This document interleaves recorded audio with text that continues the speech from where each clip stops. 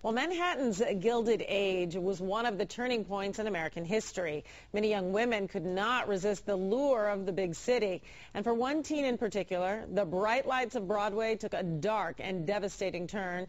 The drama is all documented in the new book, American Eve. Turn of the century New York was a really exciting place.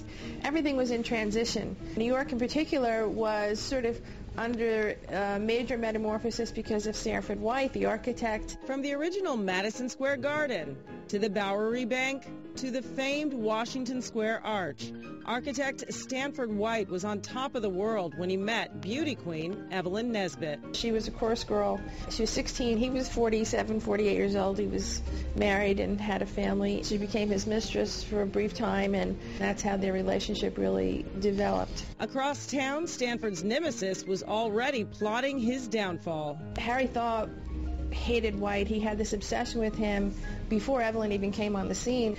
He was essentially kept out of all the clubs, and White had built most of the clubs or was a member, and he just figured that this was the person who was causing him this social embarrassment. Thaw pursued and eventually married Evelyn, but the tension between the two men came to a head at a Madison Square production depicted in the movie The Girl in the Red Velvet Swing. He walks right up to White and shoots him 3 times point blank and kills him. Thaw was immediately arrested for what became known as the crime of the century. Evelyn is the star witness.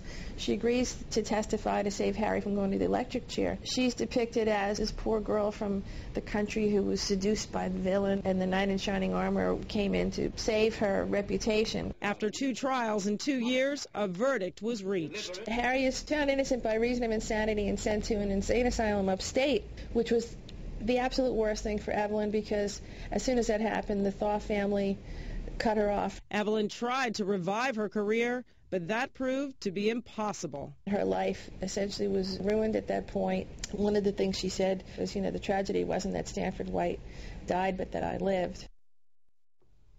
American Eve, Evelyn Nesbit, Stanford White, the birth of the It Girl and the crime of the century is in stores now. For more information and to find out what happened to Evelyn and Harry Thaw, just log on to our website at cw11.com/morningnews.